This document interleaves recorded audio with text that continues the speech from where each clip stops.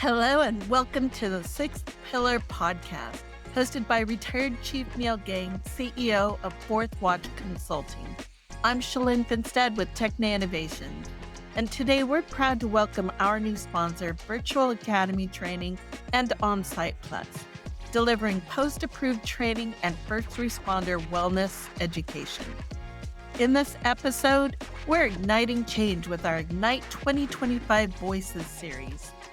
And for the next 6 episodes, we'll be featuring speakers from the upcoming Virtual Academy Ignite 2025 Wellness Summit, November 12th and 13th at the Franklin Nashville Drury Plaza Hotel in Tennessee. Today, we're honored to welcome our next featured Ignite 2025 speaker, Dr. Kelly Kennedy, one of the nation's leading experts in fitness training for law enforcement and founder of Fit to Enforce. With over 2 decades of experience training and testing thousands of officers, Dr. Kennedy brings unmatched insight into building tactical readiness, resilience, and wellness across the profession. Chief Gang, the mic is yours. Welcome to the Sixth Pillar Podcast.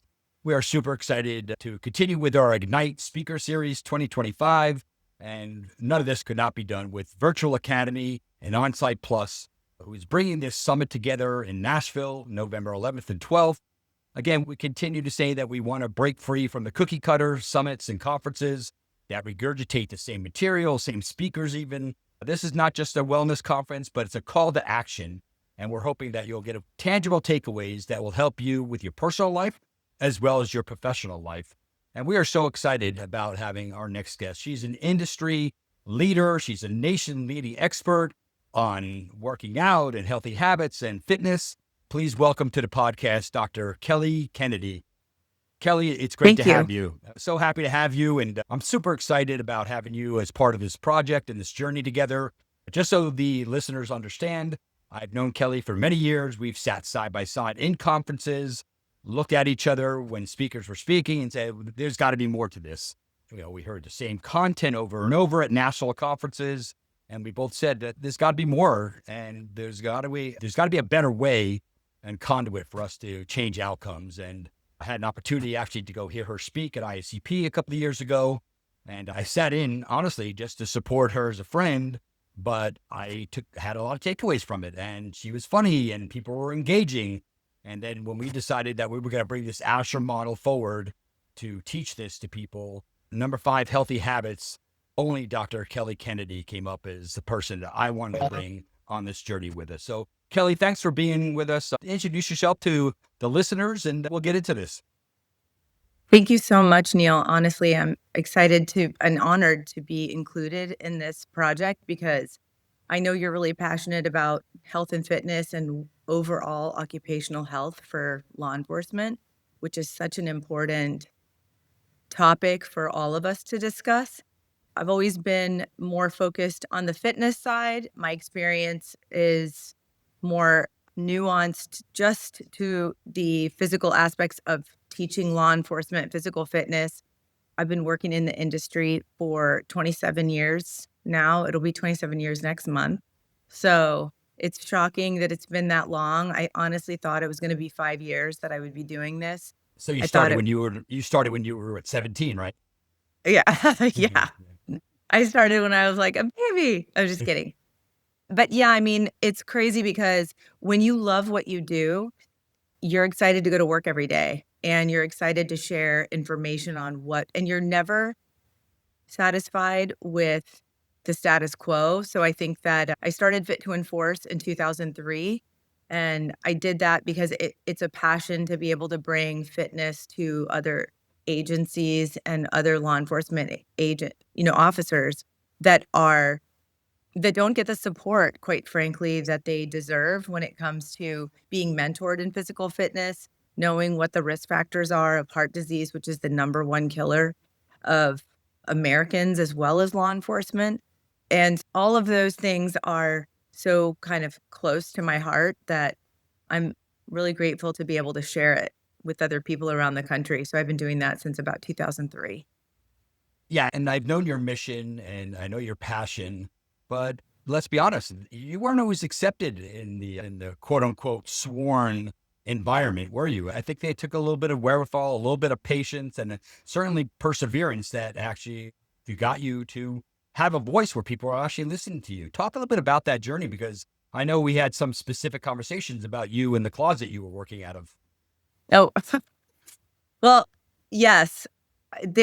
Look, I think that in any environment, there's going to be times where people are fully going to support your mission. And when you are a unicorn, meaning you're the only one that does that particular role, there's understandably, there's really nowhere else to petition when you don't like the answer. And sometimes that's inconvenient. And so when you have a supervisor that doesn't necessarily agree with your opinion, I, honestly, they don't have to always agree with my opinion. But I think that people assert their dominance in different ways, and sometimes it's counterintuitive.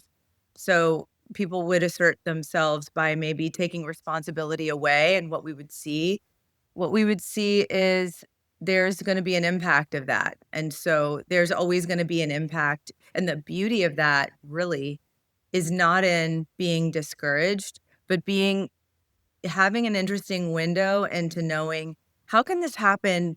This happens all the time. I just have a certain lens with which to view what the unintentional consequence of this is going to be for the manifestation of something else. So every single time there's a decision that's made with regards to a policy or some sort of perspective on what is reasonable in training, for example, if I can forecast that this is going to cause an uptick in unnecessary injury, for example, let's say heat exposure, let's say exercise acclimatization or something like that, it becomes inconvenient for you to try to pump the brakes when other people want to hit the gas.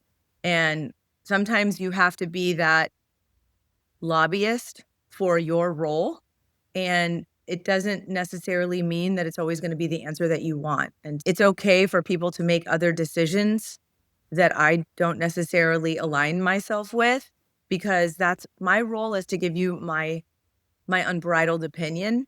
Because once I become bridled, once I become swayed in my opinion and I'm no longer objective, then why do you have me if you just want me to be a yes person? Okay, whatever you want.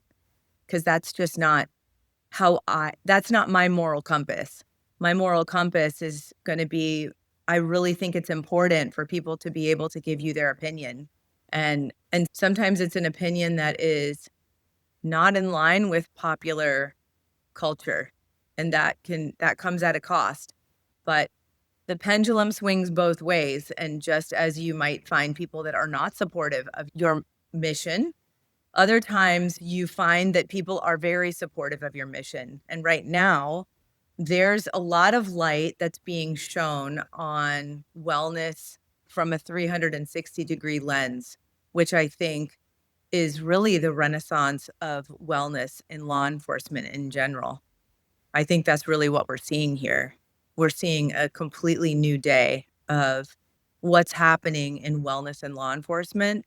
And I think that it's from, the work of others that came before me. There are few, but there are some still. Even way back when, there are people, there was an exercise physiologist that was working, before I got there, 10 years before I got there. They just worked in a different capacity than I work. And it gave me a really interesting perspective when it comes to, what do I see as best practices with the ups and downs of perspective and exposure, and what seem to be best practices not against, but what seem to be best practices that are in line with other departments that are trying to make initiatives on wellness. Yeah, and I think you make some great points. And, if any of the listeners have not heard or seen Dr. Kennedy's work, I mean, it's all over the place. This lady is traveling. She's all over the place, you know, sharing her craft, trying to help out. And, you said 2003 is really when you started with your own Fit to Enforce, but now we're in 2025. And I'm sure you've seen some growth, but where do you foresee this going? And what kind of growth opportunities do you foresee for the first responder world? Well, I see that there's going to be a lot more acknowledgement on sleep and a lot more acknowledgement on the impact of lack of sleep on recovery and just injury prevention. I think that there's going to be a lot more acknowledgement on the impact of just regular, honestly, overall micro healthy habits that add up to a big change in overall health span of our workforce. Because without trying to increase health span, we're just keeping people living longer, but they're still in pain. They're dealing with a lot of inflammation. I think we're going to see a lot more prehab going on. I think we're going to start using a little bit more athletic trainers, and you'll start seeing more physical therapists being part of the prehabilitation phase or injury prevention rather than just, oh, refer out. They have to go see a doctor or a surgeon or I'm sorry, not a surgeon. Hopefully not a surgeon. They'll they have to go see a doctor or, or get some sort of physical therapy before, before getting any other sort of opinion. So I think that there's a lot of walking wounded that are just kind of like, you're just pushing through those injuries, those nagging injuries. And over time, those are little, I call that like the little avalanche. And you're going to see that like tiny little pebble that starts as a tiny pebble that ends up being a really big snowball after a couple years. Yeah. Yeah, I think it's a great perspective. I think sleep deprivation is one of the most impactful things that we don't talk about or nor Yeah. treat. So I think sleep deprivation is going to be a big space. I agree with you on that. And I talk about that when I go around the country. I'm not a sleep expert, but certainly there's enough data out there to share with others and hopefully be able to, create an opportunity for a restorative sleep program in your organization or teach people how to sleep healthy, the Aura Yeah. Ring and the Whoop or one of the wearables. It's so important, right? And there's a book out there, Why We Sleep by Matthew Walker, who talks about how if you're not getting into deep sleep, like your brain doesn't do its flush. And then those toxins lead to dementia, early signs of Alzheimer's, all the things that Yes. a lot of our people are seeing when they get into retirement, right? So Right. I think it's great. And you mentioned something called prehab. I love that because our profession is so used to chasing things after the event, right? Resiliency after Yes. something happened. Now, Dr. Phil Bequee, who's joining us on this mission, talks about presiliency, right? Doing things in the front end. You're talking about prehab, doing things before you get hurt for prevention. If these HR managers and risk managers would understand if we invest in the front end, hopefully we'll reduce the cost in the back end. So I think you're ahead of the curve there. And I think that is super smart in the way you're addressing these things. Tell our listeners a little bit about what they can expect to hear from you on the 11th and 12th and why they should come to Ignite to hear more about what you're doing and have some tangible takeaways. Well, I'm honestly really excited to hear the other speakers. I'm just as excited to be there so that I can hear them because you've curated such an amazing team of people that are truly experts in their field. I think that the profession, like fitness, nutrition, and kind of there's a lot of tactical spaces that people can become popularized in a lot of different ways. And it's very difficult to sort through the noise when it comes to knowing what are best practices. And so when you've looked at someone's background or credentials and you know that they are, um, that's probably, you've done all of the legwork because you don't have to worry about making sure that somebody does know they have the experience behind them. And I think that's something completely unique because I think there's a lot of opportunity for people to hop on the wellness bandwagon. And I think that's amazing. And I think that it's an open market and people should throw their hat in the ring. But for the end user, sometimes it becomes difficult. And what I usually tell my classes that I'm teaching is, I can't blame them. I can't blame them for asking questions that they learned something on TikTok. I asked my financial advisor, hey, This is something I learned on TikTok about my retirement. Is that true? How do I know? The person says that they're credentialed, but I don't even know what the alphabet soup is behind their name because that's not what I do for a living. When I have to research all of the things, so interestingly, what I always ask people outside of my own profession is I ask them, who are some really good resources that I can use that already have TikTok accounts? I don't have a TikTok account, but I'm just saying Instagram, Facebook, or YouTube channels that are credentialed, that are credited so that I can trust the information that I'm getting is probably going to be better than it's not going to be.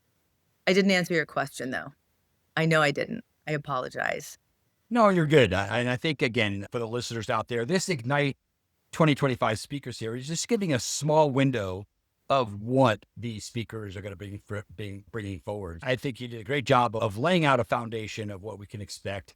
I think people are going to be excited to hear and be able to take things away. I think our profession has relied heavily on the physical aspect of wellness. And we go around the country and we speak about wellness. They go, well, we do workouts and we do this. And they forget about that there's a strong evidence-based connection between physical workout and your mental health. So Yes. we look forward to hearing, messages about that.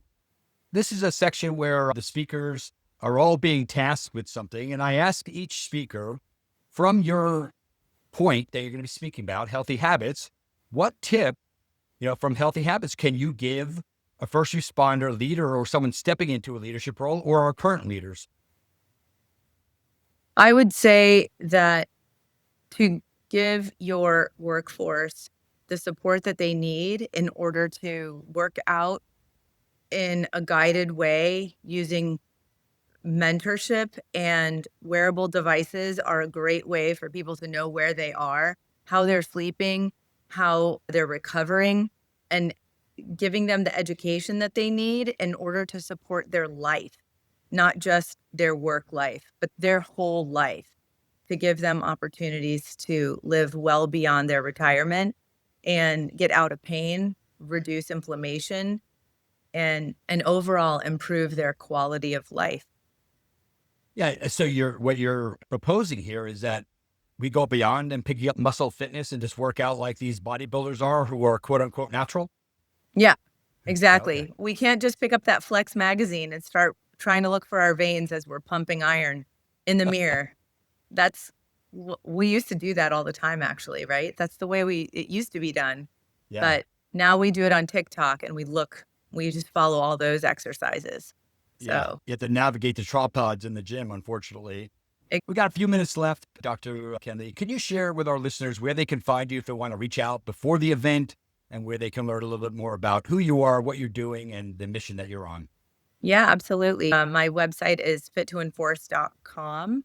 I have a company that I teach 40-hour courses for law enforcement to learn all the elements of group fitness training and individual fitness training to support wellness and fitness for their agency. So I certify them as fitness instructors for using all of the elements of what would be taught at a university, but with all of the considerations for a law enforcement agency. Wow. That's fit2enforce.com. You can email me at kelly@fit2enforce.com, and I would be happy to hear from you. Now, we're super blessed to have you join us on this mission. Again, just elevating the summit or conference experience, just be trying to do something different. And again, it's not just another wellness conference. It's a call to action. We're going to be able to bring these nation-leading experts to give you tangible takeaways to help you both at home in your personal life and also your professional life. And again, seats are limited by intention. This is not a mass conference. We're not looking just to fill seats. We want people that understand what the mission is, want something different, and want to be able to make an impact. And we're excited. We look forward to seeing everybody there November 11th and 12th out in Nashville. And I will say this, you could be the spark that fuels the enduring flame. And that's what we need now, an enduring flame. Storytelling, entertainers, that is what's going to get the job done. That's not going to make an impact. It's time we do something different. And here's the message to the first responders that are listening. If you're doing this job with a servant heart and you wake up every day and you go out there and you're doing the right things for the right reasons, You'll always be needed, wanted, and appreciated. I don't care what kind of political environment you're facing. I don't care what kind of administration you have, what kind of leaders you have in your organization. I'm going to let you know you're appreciated. And then I always say that one person could change the world. Martin Luther King, Gandhi, Mother Teresa, they changed the entire world. Don't think you can't leave this conference and change your personal life and change your organization when it comes to organizational health and wellness. So God bless you. We look forward to seeing you. And again, we can't thank Virtual Academy and Onsite Plus enough to having this deep passion to bring wellness to all first responders. God bless. We look forward to seeing you then. We extend our gratitude to retired Chief Neil Gang for leading today's exploration of wellness and leadership for our extraordinary first responders. A special thank you as well to our new sponsor, Virtual Academy and Onsite Plus, delivering post-approved training and first responder wellness education. This is Shalyn Finstad signing off on behalf of Techne Innovations and the Six Pillar Podcast. Be safe and hope to see you at the summit.